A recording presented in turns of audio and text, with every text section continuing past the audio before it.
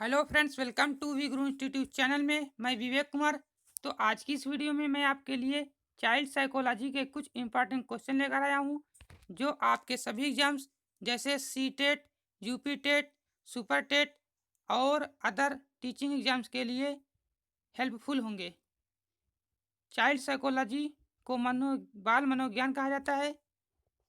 तो फ्रेंड्स, शुरुआत करते हैं। आज का हमारा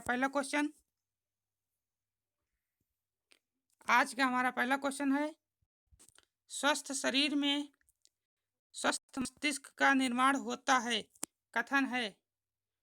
तो फ्रेंड्स बताइए, ये कथन किसने कहा?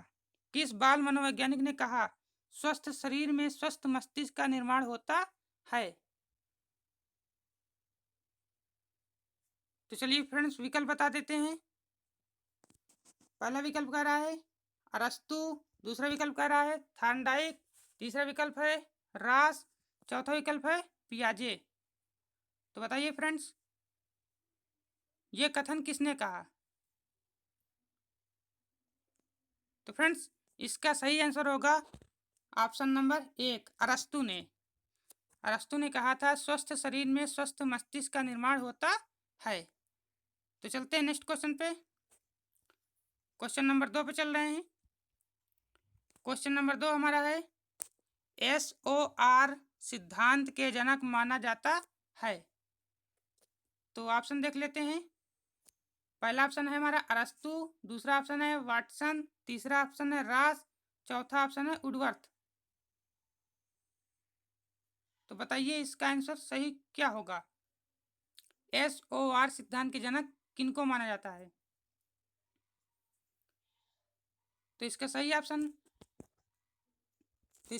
सही है चौथा, ऑप्शन नंबर डी, यानी 4 नंबर, ऑप्शन नंबर 4 सही है। वुडवर्थ ने कहा, ठीक है। जो हमारे SOR सिद्धांत के जनक हैं वो वुडवर्थ को माना जाता है, ठीक है फ्रेंड्स। तो चलते हैं नेक्स्ट क्वेश्चन पे। नेक्स्ट क्वेश्चन हमारा 3 नंबर क्वेश्चन कह रहा है, निम्न में से प्रकृतिवादी कौन था? तो ऑप्शन देख लेते हैं। पहला ऑप्शन है हमारा रूसो, दूसरा ऑप्शन है फ्रायड, तीसरा ऑप्शन है वाटसन, चौथा ऑप्शन है पियाजे। तो फ्रेंड्स, ये सभी क्वेश्चन बहुत ही इंपॉर्टेंट है, आपको हर समय आपके दिमाग में याद होने चाहिए, ठीक है। क्योंकि ये वन लाइनर क्वेश्चन जो है यूपी टेट में इसी प्रकार पूछे जाते हैं। सिंपल इसी प्रकार उठ करके वहाँ इसी तरह देखने को मिलते हैं एग्जाम्स में, ठीक है। तो आपको ये सभी क्वेश्चन याद होने चाहिए, और आप वीडियो को ज़्यादा से ज़्यादा लाइक करना, शेयर करना, ठीक है। और हमारे चैनल पर नए हो तो सब्सक्राइब कर लेना, और उसके नीचे दिए हुए बेल आइकन घंटी को दबा देना, ताकि हमारी नेक्स्ट वीडियो आप तक तुरंत पहुंचे, ठीक है। तो इसका सही ऑप्शन सही है हमारा। इसका आंसर क्या होगा हमारा? Option number 1, Rousseau. तो प्रकृतिवादी किनको माना जाता है? रूसो को, ठीक है। चलते हैं नेक्स्ट क्वेश्चन पे। क्वेश्चन नंबर 4 की तरफ चल रहे हैं। क्वेश्चन नंबर 4 कह रहा हमारा संवेदी पेशी अवस्था है। तो बताइए संवेदी पेशी अवस्था कितने से कितने वर्ष तक मानी जाती है, ठीक है। तो ऑप्शन नंबर 1 हमारा कह रहा है 0 से 2 वर्ष, ऑप्शन नंबर 2 कह रहा है हमारा 2 से 7 वर्ष, ऑप्शन नंबर 3 कह रहा है हमारा 3 से 5 वर्ष, ऑप्शन नंबर 4 कह रहा है हमारा 7 से 11 वर्ष। तो उम्मीद करूंगा आपको याद होगा ये सभी क्वेश्चन। तो इसका सही ऑप्शन हमारा सही क्या होगा? तो इसका सही ऑप्शन हमारा है ऑप्शन नंबर 1, 0 से 2 वर्ष। तो जैसा कि आप सभी लोग जानते हैं कि पियाजे ने संज्ञानात्मक विकास की 4 अवस्था बताया है। पहली अवस्था को संवेदी पेशी अवस्था कहते हैं, दूसरी अवस्था को पूर्व संक्रिया की अवस्था कहते हैं, तीसरी अवस्था को मूर्त संक्रिया की अवस्था कहते हैं, चौथी अवस्था को अमूर्त या औपचारिक संक्रिया की अवस्था कहते हैं, ठीक है फ्रेंड्स। तो उम्मीद करूंगा आपको समझ में आ गया होगा। चलते हैं नेक्स्ट क्वेश्चन पे, क्वेश्चन नंबर 5 की तरफ। क्वेश्चन नंबर 5 हमारा कह रहा है प्रगतिशील शिक्षा का जनक माना जाता है।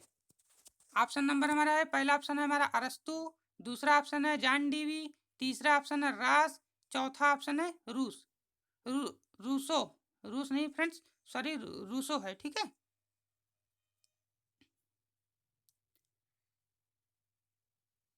तो ये सभी क्वेश्चन आपके लिए बहुत ही इंपॉर्टेंट हैं।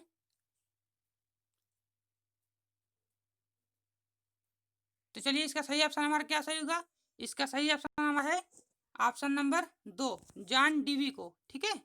प्रगतिशील शिक्षा का जनक जॉन डीवी को माना जाता है। तो चलते हैं नेक्स्ट क्वेश्चन पे। नेक्स्ट क्वेश्चन हमारा 6 नंबर क्वेश्चन कह रहा है हमारा, संरचनावाद का जनक माना जाता है। तो इसके ऑप्शन हम देख लेते हैं। पहला ऑप्शन है थॉर्नडाइक को, दूसरा ऑप्शन है कैटल को, तीसरा ऑप्शन है वाटसन को, चौथा ऑप्शन है वुंट को, ठीक है। बताइए इसका सही ऑप्शन क्या होगा? संरचनावादी कौन थे? तो इसका सही ऑप्शन होगा हमारा ऑप्शन नंबर 4, वुंट, ठीक है। इसका सही ऑप्शन हमारा क्या है? ऑप्शन नंबर 4, वुंट को माना जाता है। तो जैसा कि आप सभी लोग जानते हैं, विलियम वुंट ने 1879 में जर्मनी के लिप्जिग शहर में मनोविज्ञान की पहली प्रयोगशाला खोली थी, ठीक है। ये भी क्वेश्चन पूछा जाता है कि पहली प्रयोगशाला किसने खोली जर्मनी के लिप्जिग शहर में? तो विलियम वुंट, ठीक है। कब खोला है? 1879 में। मैं यहाँ पे लिख दे रहा 1879 में, ठीक है। पहली प्रयोगशाला विलियम वुंट ने जर्मनी के लिप्जिग शहर में खोली, ठीक है। चलते हैं नेक्स्ट क्वेश्चन पे। नेक्स्ट क्वेश्चन हमारा है क्वेश्चन नंबर 7। क्वेश्चन नंबर 7 कह रहा है हमारा, व्यवहारवाद का जनक माना जाता है। तो ऑप्शन देख लेते हैं इसका। पहला ऑप्शन कह रहा है थॉर्नडाइक को, दूसरा ऑप्शन है पावलोव को, तीसरा ऑप्शन वाटसन को, चौथा ऑप्शन स्किनर को। तो आप सभी लोग जानते होंगे व्यवहारवादी कौन थे। ये तो सबसे इजी क्वेश्चन है। तो व्यवहारवादी कौन थे हमारे? तो इसका ही ऑप्शन होगा हमारा ऑप्शन नंबर 3, वाटसन। वाटसन को व्यवहारवाद का जनक माना जाता है, ठीक है। चलते हैं नेक्स्ट क्वेश्चन पे। नेक्स्ट क्वेश्चन हमारा 8 नंबर है। 8 नंबर क्वेश्चन क्या कह रहा है, निम्नलिखित में से किसी प्रकार के अधिगम को गैने ने अपनी अधिगम सोपानिकी में सर्वाधिक निम्न स्थान पर रखा है। तो फ्रेंड्स, यह क्वेश्चन इंपॉर्टेंट है। यह अभी हाल ही में यूपी टेट 2019 की जो परीक्षा हुई थी अभी जनवरी 2020 में 8 जनवरी को, उसमें यह क्वेश्चन पूछा गया था। तो यह क्वेश्चन इंपॉर्टेंट है, ठीक है। इसके देख लेते हैं, ऑप्शन देख लेते हैं। पहला ऑप्शन है प्रत्यय अधिगम, दूसरा ऑप्शन है शाब्दिक अधिगम, तीसरा ऑप्शन है संकेत अधिगम, चौथा ऑप्शन है श्रृंखला अधिगम। तो चलिए इसका सही ऑप्शन बताइए, इसका सही ऑप्शन क्या सही होगा? आप में से कुछ ऐसे भाई बहन होंगे जो अभी हाल ही में यूपी टेट 2019 की परीक्षा अभी जो हुई थी 8 जनवरी 2020 को, उसमें दिया होगा। तो उम्मीद करूँगा आप लोग सही बताएंगे इसका आंसर, ठीक है। तो जो हमारे गहने थे, इन्होंने सर्वाधिक निम्न स्थान पर किसको रखा? तो इसका सही ऑप्शन हमारा है ऑप्शन नंबर 3, संकेत अधिगम को, ठीक है। गहने जो थे, गहने ने श्रेणीबद्ध अधिगम के 8 चरण बताए थे, ठीक है। श्रेणीबद्ध अधिगम के 8 चरण बताए थे। इनका पहला चरण था संकेत अधिगम, दूसरा चरण था उद्दीपक अनुक्रिया अधिगम, तीसरा चरण था हमारा श्रृंखला अधिगम, चौथा चरण था साहचर्य अधिगम, पांचवा चरण था विभेदन अधिगम, छठा चरण था संप्रत्यय अधिगम, सातवां चरण था सिद्धांत अधिगम, आठवां चरण था समस्या अधिगम, ठीक है। ये 8 चरण बहुत ही इंपॉर्टेंट है। इसमें से एक न एक क्वेश्चन पूछा जाता है, ठीक है। आपको सभी 8 चरण याद रखने हैं। उम्मीद करूंगा आप सभी लोग अपने कॉपी पे लिख लिया होगा, ठीक है। कॉपी पेन लेकर बैठा करिए। आप लोग जो भी इंपॉर्टेंट फैक्ट्स बताए जाते हैं उनको आप लोग लिख लिया करिए, ठीक है। तो चलते हैं नेक्स्ट क्वेश्चन पे। नेक्स्ट क्वेश्चन हमारा 9 नंबर। तो नेक्स्ट क्वेश्चन हमारा नंबर कह रहा है संप्रेषण संबंधी क्षमता है। तो फ्रेंड्स, अभी ये भी हाल ही में यूपी टेट 2019 की परीक्षा में पूछा गया था। तो ये सभी क्वेश्चन इंपॉर्टेंट है, ठीक है। चलिए इसके ऑप्शन देख लेते हैं। पहला ऑप्शन कह रहा है डिस्फेसिया, दूसरा ऑप्शन कह रहा है डिसग्राफिया, तीसरा ऑप्शन कह रहा है डिसलेक्सिया, चौथा ऑप्शन कह रहा है डिसकैलकुलिया। तो उम्मीद करूंगा आप इसका सही आंसर बताएंगे।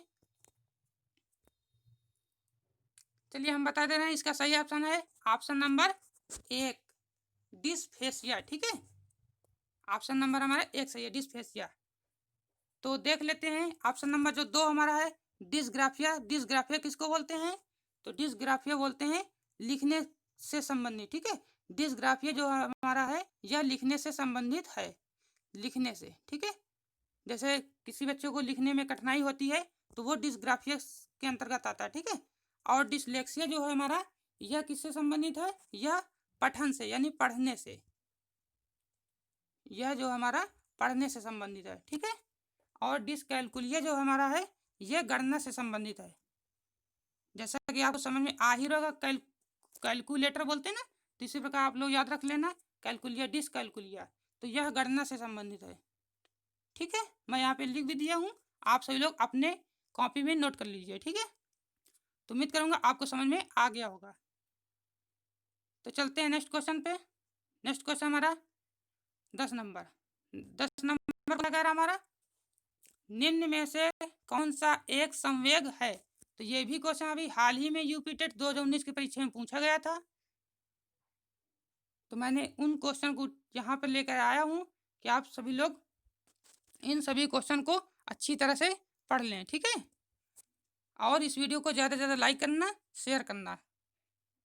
देखिए फ्रेंड्स, हमारे चैनल को सब्सक्राइब कर लेना और उसके नीचे दिए हुए बेल आइकन की घंटी को दबा देना ताकि हमारी नेक्स्ट वीडियो आप तक तुरंत पहुँचे। और मैं इसी तरह की प्रैक्टिस सेट लाता रहूँगा आपके लिए। ठीक है, तो चलिए इसके ऑप्शन देख लेते हैं। इसका ऑप्शन हमारा पहला ऑप्शन है दीपक, दूसरा ऑप्शन है स्मृति, तीसरा ऑप्शन है आमोद, चौथा ऑप्शन है ध्यान। तो उम्मीद करूंगा आप सभी लोग इसका सही आंसर बताएंगे।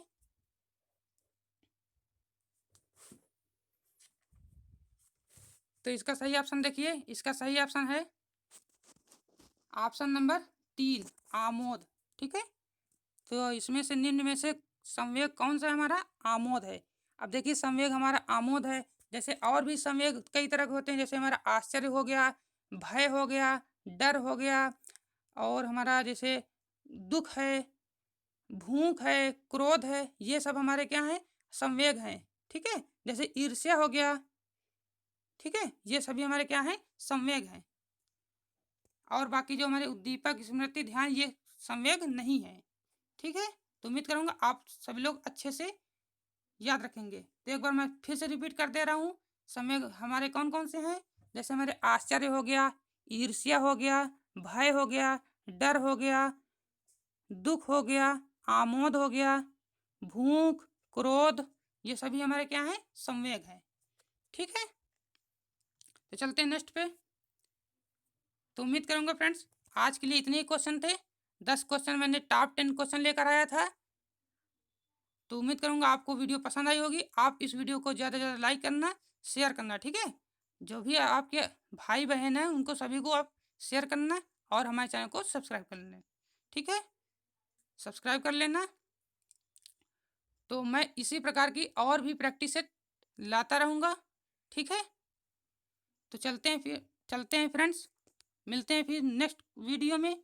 तब तक के लिए थैंक यू।